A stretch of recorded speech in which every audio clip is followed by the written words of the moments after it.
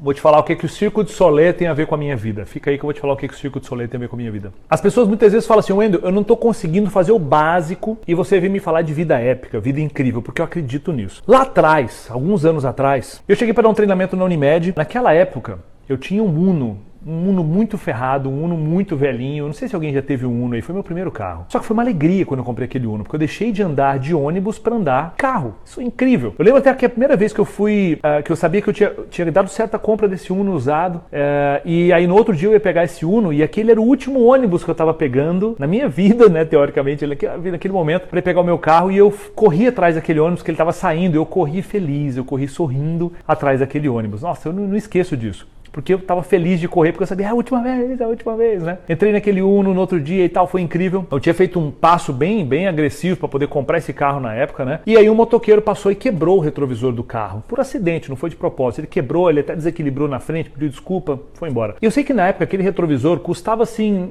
não sei, dinheiros de hoje, mais ou menos uns 60, 70 reais. Só que eu estava passando por um momento, durante um mês e pouco ali, de muito estresse financeiro. Não sei se já passou por isso. Eu estava num momento que ou eu colocava gasolina no carro, ou eu pagava aquele retrovisor. E eu fiquei com aquele retrovisor pendurado ali, andando com aquele retrovisor batendo no carro, pendurado, durante quase um mês, para poder comprar esse retrovisor depois. E era bem estressante aquilo, bem humilhante, sabe? Sou muito visual, gosto de coisa bem feita, visualmente bonita. E aí a Unimed fechou uma palestra, né? Na época eu estava trabalhando numa empresa de consultoria, não tinha Kairos Treinamentos ainda, que é a minha empresa. 600 pessoas da Unimed, os diretores da Unimed, tudo mais. E aí eu cheguei para dar o treinamento. O Uno não tem naquele Uno não tinha ar-condicionado nem nada, cheguei de terno e no que eu cheguei estava tudo suado já e eu parei o carro um pouco longe para dar tempo de descer, para dar tempo de secar o suor e chegar para dar a palestra. Enfim, no que eu parei o carro um pouco distante do local, um médico, o diretor da Unimed, parou o carro do meu lado. E eu vi pelo adesivo da Unimed e falei, caramba, e agora, né? Ele parou e olhou pra mim, olhou pro retrovisor, olhou pra mim, olhou pro retrovisor. E ele deve ter pensado, cara, será que esse é o cara palestrante de terno? E eu tava indo lá pra falar sobre sucesso. Pensa nisso.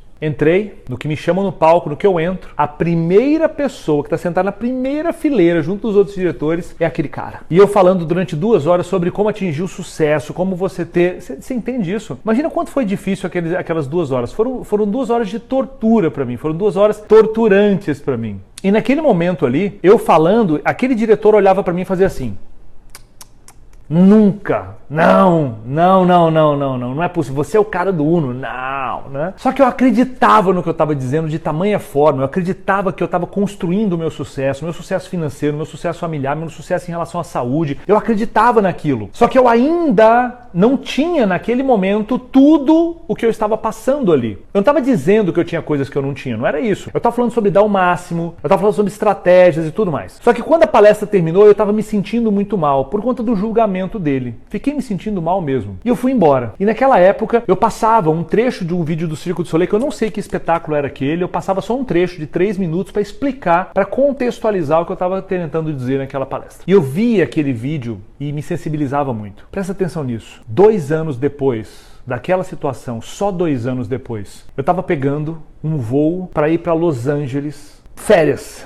Algo que era impossível para mim. Cheguei em Los Angeles, eu aluguei o melhor carro que tinha, um carro esportivo incrível, que era o meu sonho. Entrei naquele carro e saí em direção a Las Vegas. Você entende isso? Cheguei lá, fiquei na melhor suíte possível, no MGM, um hotel fantástico, gigantesco, incrível, tem muitas lutas do UFC lá. E chegando lá, eu vi 2 espetáculos do Cirque du Soleil. E quando eu comprei o ticket, era um sonho e tudo mais, eu entrei naquele lugar, né, naquele teatro lá incrível, e eu sentei lá na melhor área, né, no ingresso, o ticket mais caro ali na melhor área, porque eu queria ter uma experiência. No que eu tô ali, né, todo pronto para começar o espetáculo, os bailarinos, os atletas, enfim, começam a chegar, e eles começam a montar, ali na minha frente, fazer aquelas coisas todas na frente de todas as pessoas do show, não era só para mim, né? Eles começam a montar exatamente o mesmo espetáculo que eu passava no vídeo na situação da Unimed. Exatamente o mesmo espetáculo. Eu estava vendo ao vivo aquilo que eu passei em vídeos durante anos para as pessoas. Eu estava vendo ao vivo aquilo ali. Quando eu vi aquilo, eu comecei a chorar, mas eu comecei a chorar muito, Aquele trecho do espetáculo devia ter uns 8 minutos mais ou menos, o espetáculo tinha mais ou menos 1h30, mas foram assim, sei lá, aqueles 8 minutos eu vi chorando e quando terminou acho que eu fiquei mais uma meia hora chorando ainda e tudo mais, de não acreditar que eu estava ali, de como a vida, ela te prega peças. A impressão que eu tenho é que quando Deus faz esse tipo de coisa, sabe, a impressão que eu tenho é que ele tá lá em cima dando uma risadinha assim, olhando, viu? Foi por isso que você passou por tudo aquilo. Sabe, e eu arrepio quando eu falo disso. Nossa, E quando eu vejo pessoas que ficam pensando assim, poxa, como que eu vou fazer para construir uma vida incrível, sabe?